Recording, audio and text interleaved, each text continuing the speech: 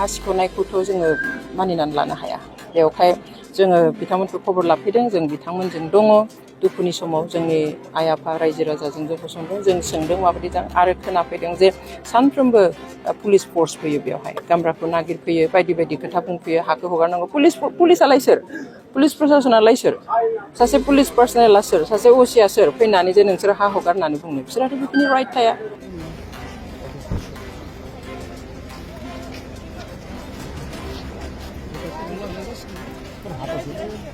alternative party of बर'लेण्डनिफ्राय आरो बर'मेन justice फरामनि जानानै जों दिनै बेवहाय खबर लानो फैदों बे एपिडिसिएलनि थाखाय जा हा होनायनि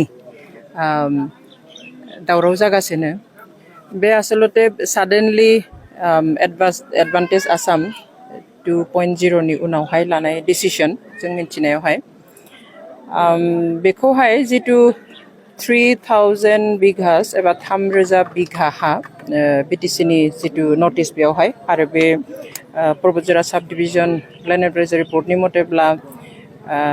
36 जौ एबा 3600 बिघा हा आदानि ग्रुपनो होनायनि जितु थांखि एबा डिसिसन जादों बा एप्रुभेल होदों बेखौ जों नायोब्ला नुयो जे बेयो आसलते स्टेट गभर्नमेन्टनि डिसिसन मथे बेनि सायाव सोनारनानैसो बिटिसि गभर्नमेन्टआ बेखौहाय एप्रुभेल होदों खिन्थु जेखौहाय जों नुयो जे 6 शेड्युल एरिया एबा ट्राइबेल बेल्ट एन्ड ब्लक एरियायावहाय स्टेट गभर्नमेन्टहा जेबो से थाया बिथांमोना बेवहाय इन्टारफेयार खालामनो हाया बेयो डाइरेक्टलि कन्स्टिटिउसनेल मेटार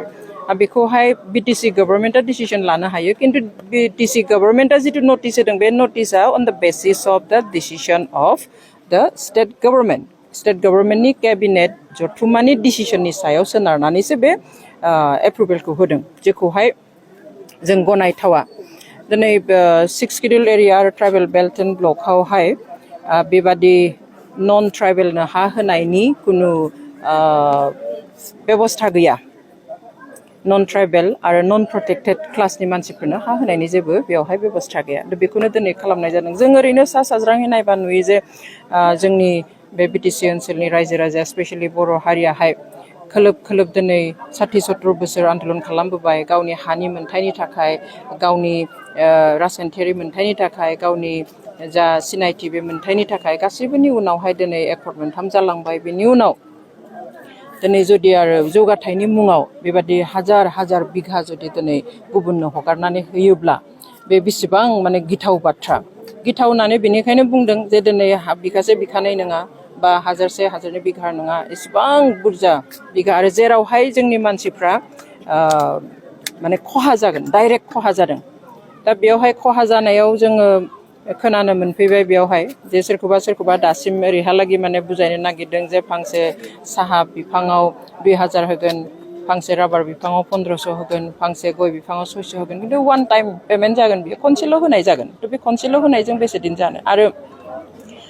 बहुत माने खुथार बुंनायनि उनाव न'खौ नागारगोन खिन्थु न'नि नसुंगुरिनिफ्राय बारि बागान बे प्रजेक्टनि थाखाय पावार प्लान्टेसननि थाखाय बेयाव हगारनाय जागोन थ' मानसियाथ' न'खौल' लुनानै थानो हाया बारि बागान नांगोन आबाद मावनानै जानो नांगोन फिसा फिसौनि इयुननि खोथा दङ बेवहाय गासै खोथाखौबो साननानैसो खामानिखौ मावनांगौमोन especially 6 schedule area tribal belt and ब्लकआवहाय जोंहा जितु गावनि खुंथाय बेबस्था मोनदों बेयावहाय फार्स्ट प्रायरिटिया जानांगौ रायजो फार्स्ट प्रायरिटिया जानांगौ जोंनि बे ओनसोलाव थानाय संगठनफोर बायदिसिना हान्जाफोर जायफोरजों रायजो लानानै माने प्रायर कनसेन्ट लानांगौ आनखि इउनाइटेड नेशन्सआवबो बे जोंनि राइट्सआव लिरनाय दङ जे थागिबि फिसाफ्रा ट्राइबेलफ्रा एबा इन्डिजिनियासफ्राहाय बिसोरनि एरियायाव जुदि माबा मोनसे मावनो नागिरबा इभेन सोरखाराबा जुदि फिसा मोनसे इनस्टिट्युट गायसननो नागिरदोंब्लाबो बे ओनसोलनि थागिबि फिसाफोरनिफ्राय माने प्रायर कनसेन्ट लाग्रोनो नांगौ सिगाङावनो मिथिहोग्रोनांगौ दा जोंनियावबो बेयाव अन्तत बिटिसि गभर्नमेन्टआ बेखौ खालामनो हायोमोन गासैबो संगठनफोर गासैबो हान्जाफोर आरो बे ओनसोलनि रायजो राजाखौ लिंनानै जिरायग्रोनो हायोमोन जे बेबायदि मोनसे प्रप'जाल फैदों स्टेटनिफ्राय बा एपिडिसिएलनिफ्राय थ' बेनि नेगेटिभ पजिटिभ बेफोर एफेक्टफोरखौ बुंनानैहाय सावरायना लाग्रोनायमोनब्ला दिनै बे अबस्थाया जानाय नङामोन बेवहाय बे दुखुनांथाव जादों आरो मोनसे खोथाया जाबाय साख्रिनि खोथा बुंदों बे जोङो मिनिगोनसो ना मा बुंगोन माने बुंथावा दिनै मा ओंथियाव माबा एग्रिमेन्ट जादों नामा जे खामानि स्टार्ट जायोब्ला 18निफ्राय 20,000 साख्रि मोनगोन होननानै मैया आङो CM बिथां प्रमद बर'नि खुगायाव खोनादों मैया मोनसे आं ससियेल मिडियायाव नुदों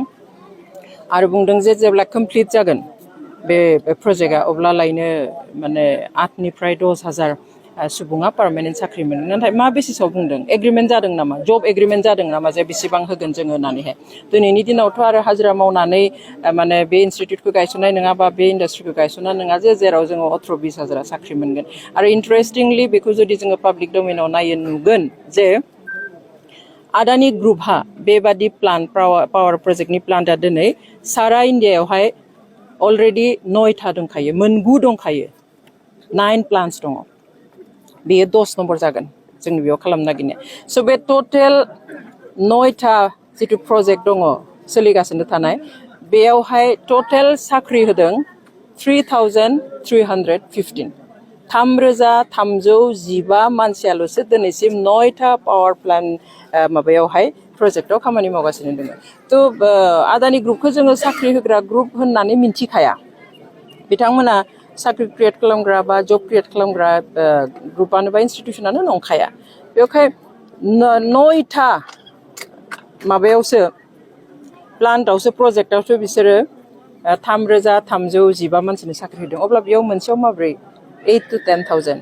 9निफ्राय 10,000 माब्रै साख्रि होनो बेवहाय गावनि मानसिखौ बेबायदि फोलायालासेनो थगायालासेनो थार बाथ्राखौ बुं दा डेभेलपमेन्टनि नामाव जोङो जोंनि मानसिनि हा सिख'नायखौथ' जोङो मानिनानै लानो हाया बेवहाय जोङो बिथांमोनखौ खबर लाफैदों जों बिथांमोनजों दङ दुखुनि समाव जोंनि आइ आफा रायजो राजाजों जों गसंदों जों सोंदों माबायदि जां आरो खोनाफैदों जे सानफ्रोमबो पुलिस फर्स फैयो बेवहाय गामब्राखौ नागिरफैयो बायदि बायदि खोथा बुंफैयो हाखौ हगारनांगौ पुलिसआलाय सोर पुलिस प्रशासनालाय सोर सासे पुलिस पार्सनेला सोर सासे असिया सोर फैनानै जे नोंसोर हा हगार होननानै बुंनो बिसोरहाथ' बेखिनि राइट थाया बिसोर ल' एन्ड अर्डारनि मानसि बेवहाय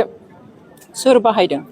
मानो एसेबां असान्तियाव थानो गोनां जादों दिनै जोंनि रायजो राजाया ओमफ्राय बेखौ साननांगौ सानफिननाया मोजां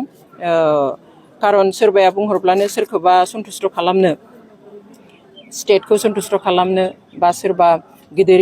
इन्डास्ट्रियेलिस्टखौ सन्थुष्ट खालामनो बा सेन्ट्रेल गभर्नमेन्टखौ सन्थुष्ट खालामनो थाखाय जों गावनि मानसिनि खहाजों खालामना लानाया बे गिदिर इनाय जागोन आरो बेखौ जोङो होबथानाया बयनिबो बिबान